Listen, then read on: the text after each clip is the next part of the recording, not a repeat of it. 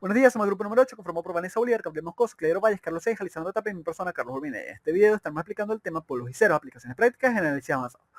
Primero que todo tenemos que definir qué es cero.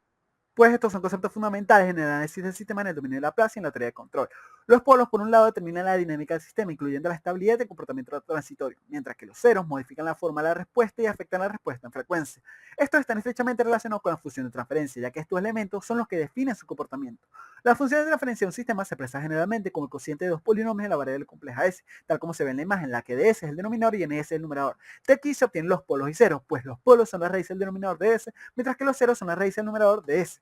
El concepto de polos y cero proviene del análisis matemático de ecuaciones diferenciales y funciones de variable compleja. Todo esto empezó hace un tiempo atrás con la ecuación del matemático francés Laplace, pero no fue hasta la década de 1940 donde Norbert Wiener y Rudolf Kalman fueron los que refinaron el análisis del sistema de control usando la representación en términos de polos y ceros. Un sistema es estable si su respuesta no diverge con el tiempo. En términos de polos se puede definir como que si todos los polos tienen una parte real negativa, el sistema es estable, pero si al menos un polo tiene una parte real positiva, el sistema es inestable. Existen varios criterios matemáticos para determinar la estabilidad, tales como el de Minkowski, de Lyapunov o del que vamos a hablar hoy, el criterio de Root.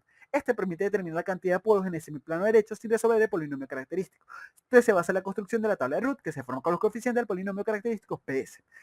Para aplicar este criterio, primero se debe escribir el polinomio característico, luego construir la tabla de Root organizando los coeficientes en filas, para proceder a aplicar fórmulas específicas para calcular las siguientes filas. Luego se observa la primera columna. Si no cambia de signo, el sistema es estable. Pero cada cambio de signo indica un polo en el semiplano derecho, es decir, que el sistema es inestable. La representación matemática a través de polos y ceros en funciones de transferencia nos brinda información sobre cómo el sistema actúa ante diversas frecuencias de entrada. En el diagrama de magnitud, cada cero simple aporta una inclinación ascendente de 20 decibelios por década, mientras que en el diagrama de fase contribuyen a un cambio de fase de 90 grados. Caso opuesto en los polos simples, donde estos son de menos 20 decibelios por década y un cambio de fase de menos 90 grados respectivamente. En cuanto a la función de transferencia, esta representa la relación entre la salida y la entrada del sistema en el dominio de la frecuencia compleja S, donde los ceros son los puntos de atenuación que corresponden a esos valores de S que anulan el numerador, simbolizando la frecuencia donde la salida del sistema se disminuye a cero, rechazando estas como consecuencia. Los polos son los puntos de ampliación que representan los valores de S que provocan la anulación del denominador, simbolizando frecuencias donde la salida suele ser infinita, lo que señala inestabilidad. Por tanto, para detectar los polos y ceros, utilizamos primero la función de transferencia HDS. Reducimos el numerador y denominador a cero, resolviendo así S en cada situación. El diagrama de polos y ceros es una representación gráfica en el plano complejo que muestra la ubicación de estos de una función de transferencia en el dominio de Laplace. En el plano S, el eje horizontal representa la parte real de S, el eje vertical representa la parte imaginaria, los polos se representan con una X y los ceros con un círculo. La estabilidad de un sistema dinámico lineal e invariante en el tiempo está directamente relacionada con la ubicación de los polos en el plano S. Si todos los polos de la función de transferencia tienen parte real negativa, el sistema es estable. Esto se debe a que, en el dominio del tiempo, los polos en el SPI generan términos exponenciales decrecientes, lo que asegura que la respuesta del sistema no crezca indefinidamente. Si al menos un polo tiene parte real positiva, el sistema es inestable. En este caso, los polos en el SPD generan términos exponenciales crecientes, lo que hace que la respuesta del sistema diverja con el tiempo. Si los polos tienen parte real cero, el sistema es marginalmente estable. Estos polos generan términos oscilatorios puros, que no decaen ni decrecen con el tiempo. Efectos en la respuesta temporal.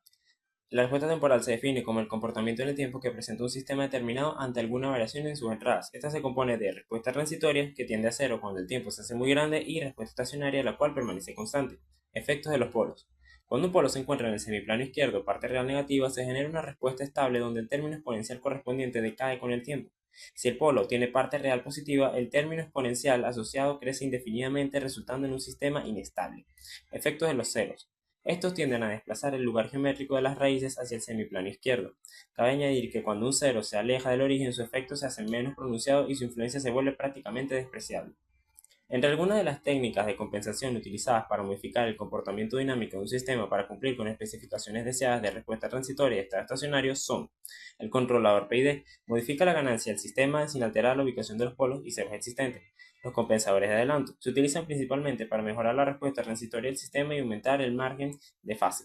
Los compensadores de atraso se utilizan principalmente para mejorar el comportamiento en estado estacionario sin alterar significativamente la respuesta transitoria.